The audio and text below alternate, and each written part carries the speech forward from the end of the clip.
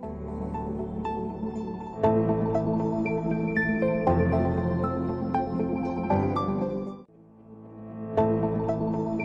day, Trinidad and Tobago. You have tuned in to the most accurate and up-to-date source of information on the national COVID-19 response. That is the Ministry of Health's COVID-19 Media Conference. Today's panel of presenters are Dr. Roshan Parsram, Chief Medical Officer, Dr. Miriam Abdul-Richards, Principal Medical Officer of Health Institutions, and Dr. Avery Hines, Technical Director, Epidemiology Division, Ministry of Health. I am Odessa Curlane, Senior Corporate Communications Officer at the Ministry of Health, and I will be your moderator today. We begin with Dr. Parsram, who will present the latest clinical update. Hi, good morning to Ms. Laneker. Good morning to Dr. Richards, Dr. Hines, members of the media, members of the viewing and listening public. So we'll begin as usual with the COVID-19 update for Tuesday, 14 June 2022. If I could have that first graphic, please. So on the upper right corner, fully vaccinated. This is update number 1,120 of the Ministry of Health. Fully vaccinated, 50.9% of the population thus far. Breaking that down further, 713,167. Persons who have not received a first or any other doses, 686,836. Our boosters administered thus far, 161,823.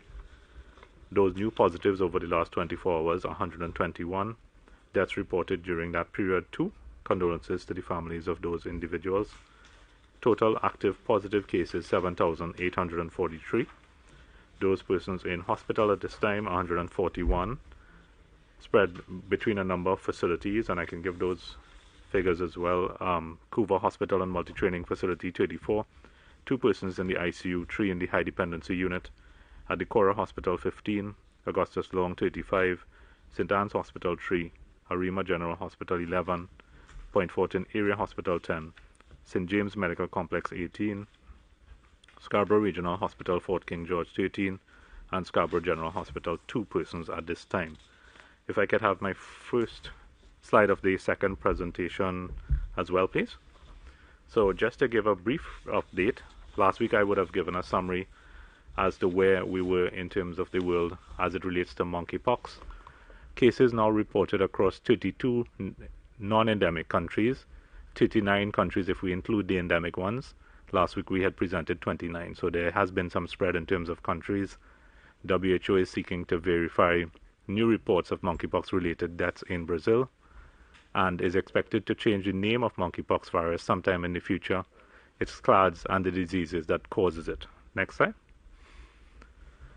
So if we could go, so an emergency committee is supposed to meet very soon in the near future and will determine if monkeypox represents a public health emergency of international concern, and that is being done through WHO again, and they will of course state the findings in their usual briefing if and when that occurs.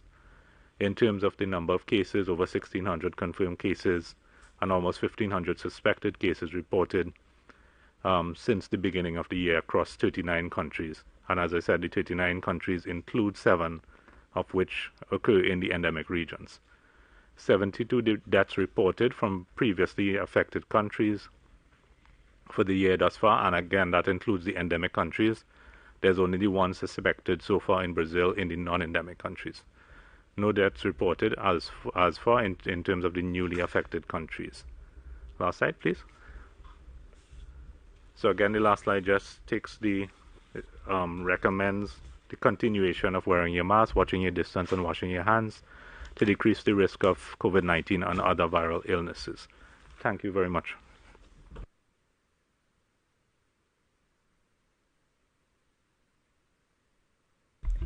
Thank you, CMO. We now go to Dr. Richards for an update on the parallel healthcare system. Thank you very much, Odessa. Good morning to the Chief Medical Officer, Dr. Parsram. Good morning to Dr. Avery Hines, our epidemiologist, who you would be very familiar with. Good morning to the viewing and listening public, both in Trinidad and Tobago, regionally and internationally, and for all those who have even tuned in via social media. And of course, good morning to the members of the media who have consistently supported the Ministry of Health by providing information on the COVID-19 update from March 12, 2020 onwards.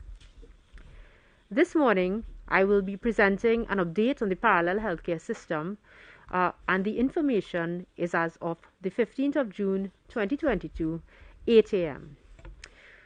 We continue to notice positive trends with respect to the parallel healthcare system. This morning, our hospital occupancy is 22%.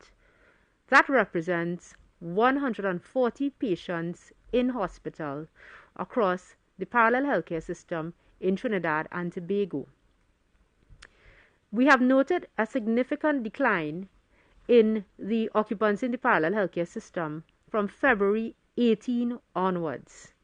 And of course, this is a promising sign because it's been a consistent trend.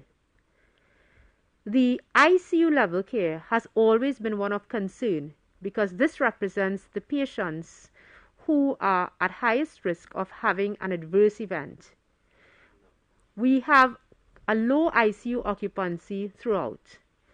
In fact, this morning, the ICU occupancy is at 14%, representing 9 patients, 7 in Trinidad and 2 in Tobago.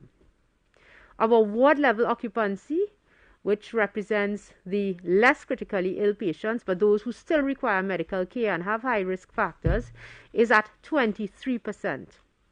So overall, we have noticed positive trends in the parallel healthcare system.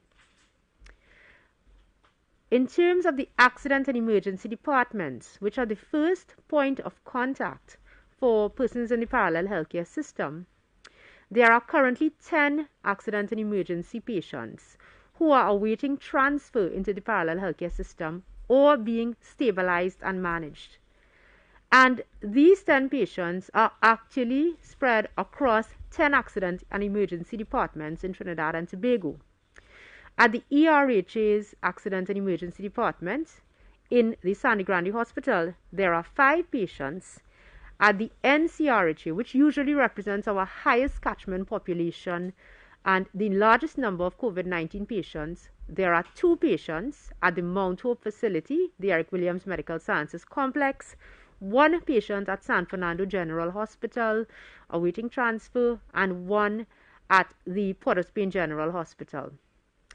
Again, from February onwards, we have noticed and identified a decrease in the number of patients who are at the Accident and Emergency Department. We also consider the ambulance service because this is an indicator regarding the transfer of patients. Again, positive trends. This morning, 8% of all ambulances that are on the fleet, which is 37 at peak, are being used for COVID-19 transports.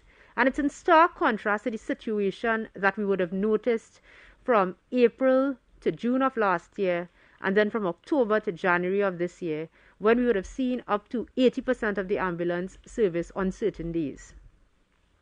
Ladies and gentlemen, we are a far cry from the situation that we were faced with between October and especially on December 23rd and 26th and on November 26th. On those days, the parallel healthcare system was at 83% occupancy, and our A&Es had a significant number of patients and were being stretched. Our ICU occupancy was approximately 85 to 95%. We know that we have had an increase in the herd immunity, which accounts for the decreased number of hospitalization, and we also note the increase the decreased virulence of the Omicron variant. However, there are still some caveats and warnings that I would like to share with you. Vaccination is a proven method of preventing COVID-19, and it's also a proven method of reducing the spread and transmission of COVID-19 and the severity of COVID-19. And when you vaccinate, you protect your close relatives, your elderly relatives, and all those persons who may contract COVID-19, who cannot be vaccinated at this point in time and have the risk of being admitted into an ICU or hospital facility. Thirdly, persons who seek early medical attention are more likely to have a positive outcome and to survive COVID-19 with less complications. If you suspect that you have COVID-19, please do a confirmatory PCR test. And please monitor your symptoms. We've gone through these symptoms in our press conferences. Dr. Mohammed from the Cora facility has repeatedly identified those symptoms. We're looking for things like shortness of breath, cough, fever, weakness, and dehydration. We respect your opinion and your views, but this is the proven science that we have noticed and the clinical trends that we continue to notice in Trinidad and Tobago. As I leave you this morning, we look forward to continued positive trends so that we can return to full normalcy in Trinidad and Tobago. Thank you very much for your attention, and I now hand you back to Odessa. Thank you, Dr. Richards. I now invite Dr. Hines to present the epidemiological update. Dr. Hines? Thank you, Ms. Curleen. Good morning to my colleagues, Dr. Parasram and Dr. Abdul Richards. Good morning to members of the media, members of the viewing and listening public. If we go straight into the first slide, the epi curve for my presentation, we will take a look at the ongoing trends that we have noted. Looking again at this curve and just giving a geography of it. Over to the left, we have 2020 in grey. In the middle, we have the colors for all the months of 2021.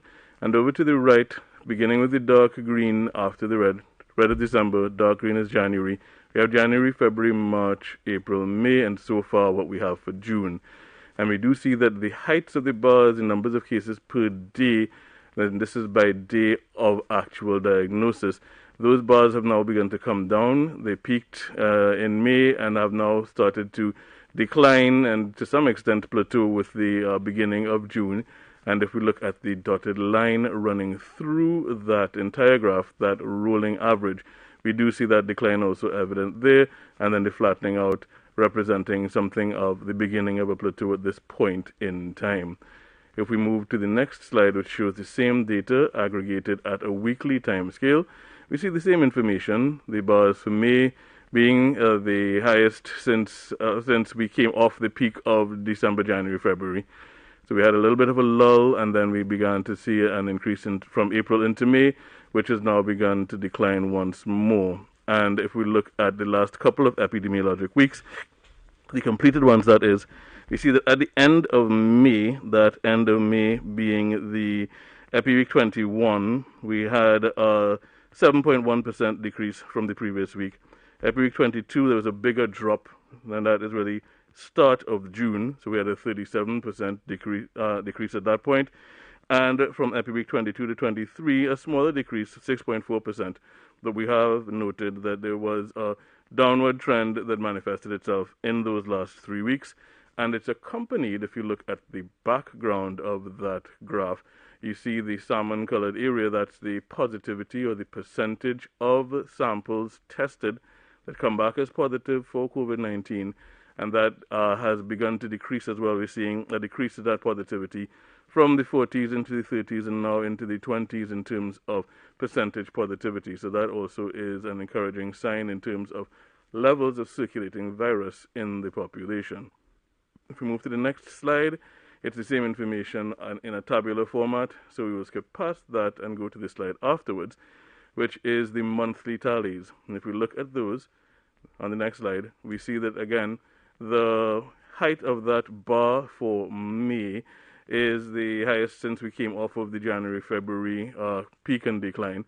And we've now seen a slowing in terms of average number of cases per day in June. It's about 240 or so if you look over the entire duration of June. If you look over the last 7 days, rolling average is 253. So we are seeing that decrease, and we're hoping that that continues to manifest itself. And as well, we do see in the background the decrease in positivity, indicating that fewer samples out of those being collected are actually testing positive for COVID-19 in those individuals presenting to the healthcare system. Moving to the next slide, we see what we've been seeing for the duration of the pandemic, and that is the population or the positivity pyramid, and we see that the majority of the positives have been in that 25 to 49-year-old age group, approximately evenly distributed between males and females, with a constriction at the bottom for the pediatric age group, where we spent a lot of time protecting the kids by keeping them out of circulation. If we move to the actual fatalities and the pyramid for that demographic, we see that that's a little different. Over two-thirds, about 66.7% of the fatalities so far have been in the over 60 age group.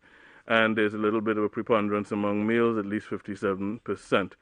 The other things not represented here are the facts that we keep reminding you of, which are those individuals who passed on were also those who had comorbidities, other illnesses, diabetes, hypertension, kidney disease, treatment for malignancies, all of those things in the background, increased risk of having an adverse outcome, and the individuals who were not vaccinated are overrepresented among those who have passed on, demonstrating that the vaccination did help to reduce the rates of death. It continues to do so, and that we should continue to make use of the available vaccinations to reduce our risk of adverse outcomes, especially in the older age groups, especially among those with comorbidities. But in the population as a whole, we continue to advocate for the same. Get yourself vaccinated, reduce your risk of infection, reduce the risk of transmission to vulnerable people in your household. So with that, I turn you back over to Ms. Curlane. Thank you, Dr. Hines. Next up is the question and answer segment. We once again remind our media representatives to state your name and the name of the media house that you represent before asking no more than 2 brief questions. Please ask your questions one right after the other to the relevant members of the panel. We will take 1 question per media house in all subsequent rounds of questions. Today, we begin with CNC 3. Hi, morning everyone. Rashad Khan, Guardian Media Limited. Okay, so my first question is to Dr. Hines. Dr. Hines, it seems as though we've been on this plateau trajectory for quite some time, especially based on the information that you've seen. So where do we go now? I mean, what are our projections given the increased rate of vaccinations, the higher number of people vaccinated in the population, as well as the milder Omicron variant? And my second question is to the Chief Medical Officer. Do we have any updates? I know last week the Minister did speak about a shortage of flu drugs within the country. Do we have any updates on that situation? Thank you. If I could go first, I don't have any update in that regard, Rashad. I can check on it with the Honourable Minister. Okay, and to answer the first question, briefly, we continue doing what we're doing to continue having similar effects. I'm not sure what increased rates of vaccination you're speaking about. We seem to have plateaued, if not fallen off, in terms of rates of vaccination. Cumulative vaccination coverage has basically stalled, so we're still at that just over 50% level, and we are attempting to have the pediatric population get itself covered to the greatest extent possible to reduce risk there. In the interim, all of the advice that we give on reduction of risk still holds. And we continue to be grateful that the downward trend has manifested itself from sort of the end of May into June. And we need to continue to monitor. We need to continue to keep an eye on it, because we still have half of our population that's eligible for vaccination. That's the adult population, unvaccinated. And we've only just begun to get the kids covered. So we're going to continue to monitor, to exercise caution, and to adhere to all the public health guidelines as advised. Thank you, Dr. Hines. Next up, TTT. Hi, good morning all. Sunil Lala from TTT News. Dr. Hines and the CMO.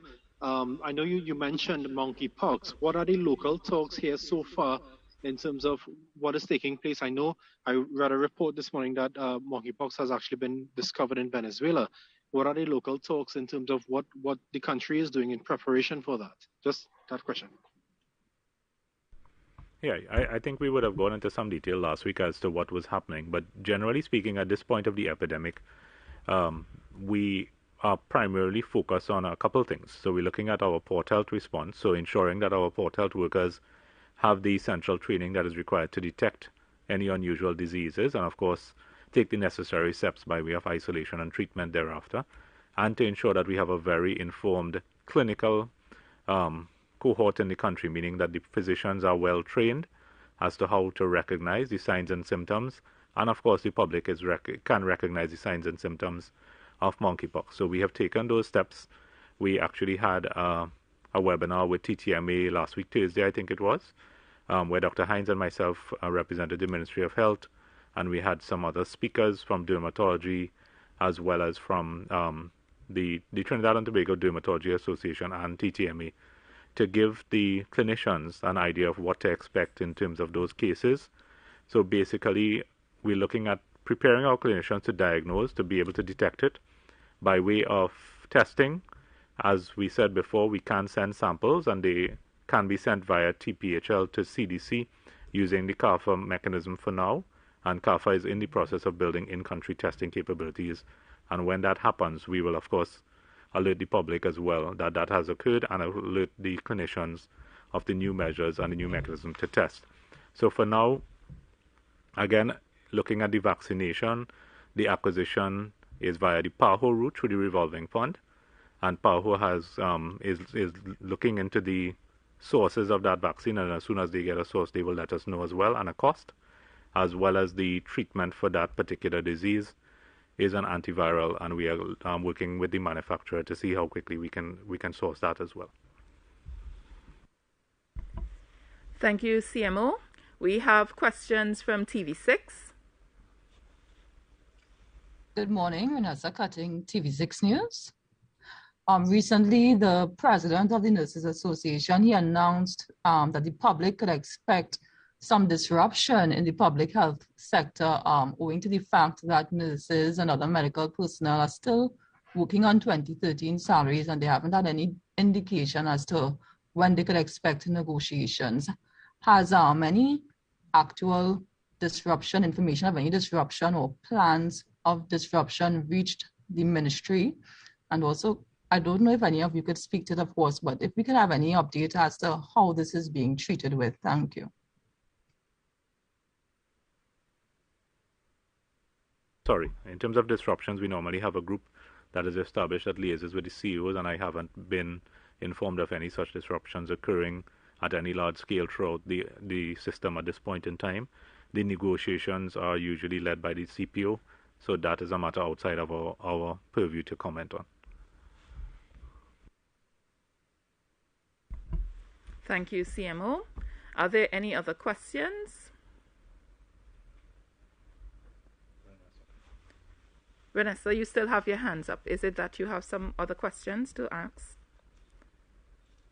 Okay, no, sorry, I didn't know it, but they actually don't fall under the CPO. They fall under the RHAs, and of course, this is an ongoing issue over the last few years where it concerns negotiations for nurses. But they said they don't fall under the CPO, and the CPO would have told them directly that he's not responsible for them. Okay, so certainly we will follow up from our side in terms of the response, but if that is the case, but certainly, again, the CPO is the governing body in terms of general negotiations, and the trend usually follows his negotiations. But we can clarify that particular question with our permanent secretary and give some feedback thereafter, if that is okay. I see, Rishad, you have your hand up as well. Thank you, CMO. Yes, Rishad, you have some questions. We'll entertain this second round of questioning from CNC3. All right, thank you very much, Ms. Odessa.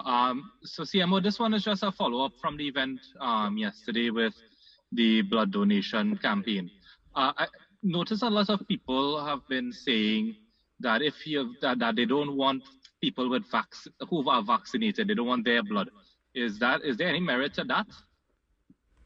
Well, is that something that you have noticed personally, that people are saying that? But no, there's a belief out there. Oh, so there's just a general belief. I've been hearing for a long while that people who are vaccinated can't donate blood, cannot donate blood. Is that true or not? So or generally speaking, is there any medical grounds for that? Right. So in terms of vaccination, what is done usually and is common practice is that post-vaccination, as we have said before, people tend to have some signs and symptoms. They may have fever, they may have body aches, and those kinds of things.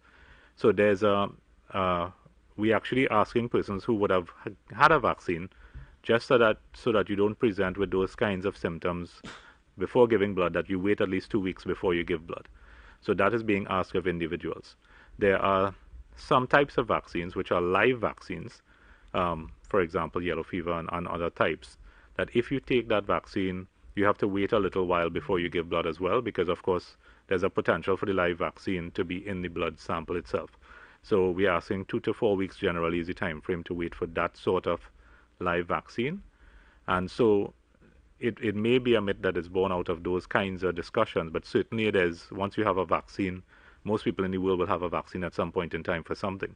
So there's nothing that debars or defers somebody permanently from giving blood if you have a vaccine. It's a temporary thing, usually 2 to 4 weeks maximum, and then you can give blood freely after that. Just as I have the mic, the Honourable Minister had asked me to give the update. I know you normally ask Richard the updates on schools. So from Ministry of Education's database on checking, they have 103 positives over the last week, over 59 schools. And in terms of our vaccination with that cohort, we have 1,376 children between the ages of 5 and 11 that would have received the vaccination for that age group thus far. In terms of the booster program for the 12 to 18, 677 children within that particular group would have been boosted. Thank you, CMO. We have TV6 with further questions.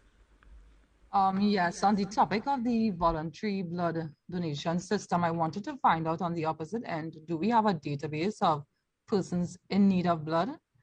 And also, I believe I saw quite recently that an article, international article, saying that I think Pfizer was saying that their vaccines are now safe for children under 5. I can't remember specifically, but as you mentioned, the vaccine, I saw a report recently about vaccination for children under 5. Could you give us any information about that?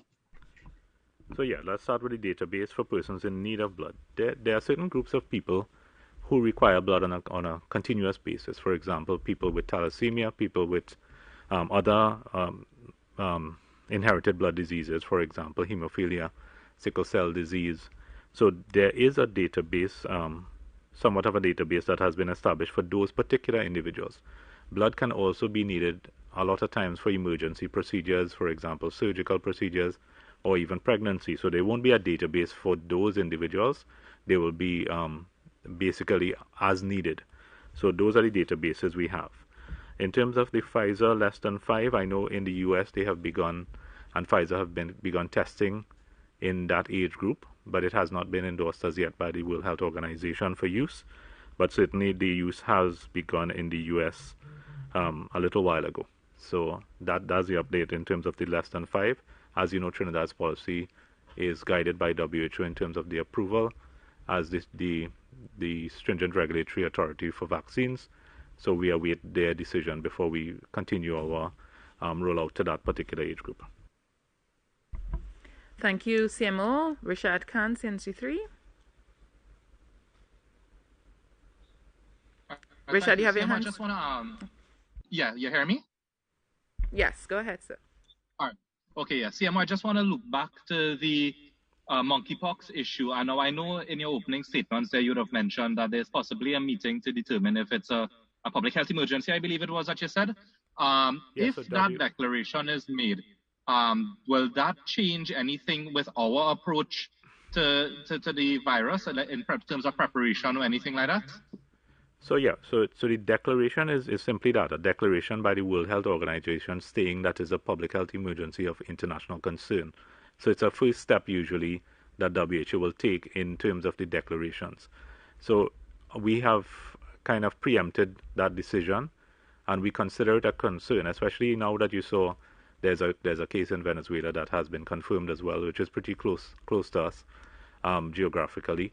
So we have taken the steps, treating it as a public health emergency of international concern before it is actually deemed that by WHO, just preemptively, because it's always better to prepare a little more than wait for that determination to be made and then we we have to prepare after the fact. So our preparation has begun quite a while ago.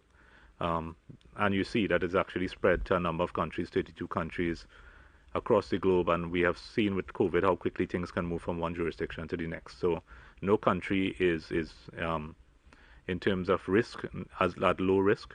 WHO has also put it at moderate risk of spreading throughout the world in terms of epidemic proportions already, even before having that emergency meeting. Thank you, CMO. I see that there are no additional questions. Ladies and gentlemen, we've come to the end of today's media conference. We ask that you please continue to protect yourself and your loved ones. We want to remind the public that the COVID-19 vaccines are available for everyone 5 years of age and above. If you have not received your COVID-19 vaccine, please get yours now. Remember, the vaccines are safe, effective, free, and available at multiple locations. We invite you to visit our website at health.gov.tt and our social media pages for accurate and up-to-date health information. Finally, as we roll back restrictions, let's continue to observe the 3 W's. Goodbye for now.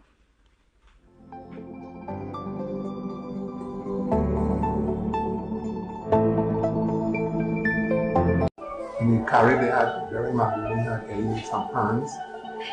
So we went one day, Roy and myself and his father, who was a musician, a band leader, and he said, come on, try to play. So we tried to play Blue Danny Waltz. So you know what it is? Pam, pam, pam, pam, pam.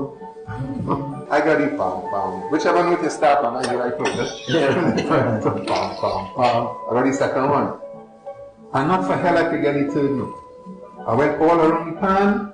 I know the note was in the pan, but you know, I just couldn't hear it. So I gave up. I said, no, I'm finished with this thing. And I lost all interest in it. I said, I'll be no good at it.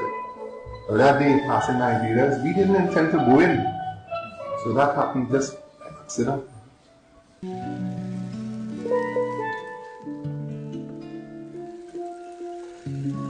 TTT News, online and fully interactive. Follow us on social media at TTT Live Online.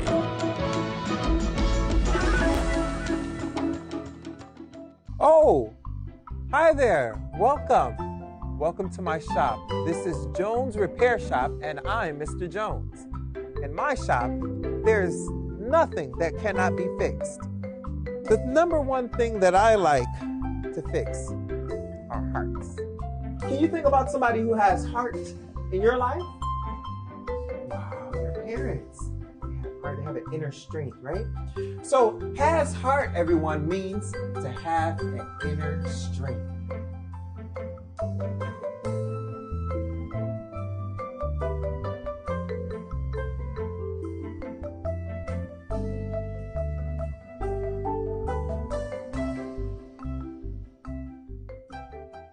Jordan, take off your headphone. Anaya, put away your phone. You all come to worship.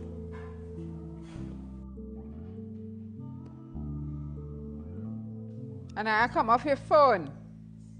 And those stoops at me. Carol. Wait, Carol. just now.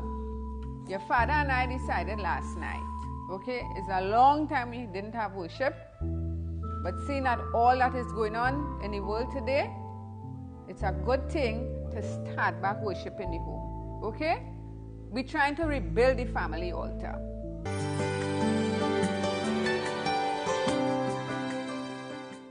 Towering prop roots, an array of incredible biodiversity, some of which are found here alone, and mind-bogglingly dense networks of branches and roots that protect us from the worst effects of storms. Our mangroves are truly magnificent.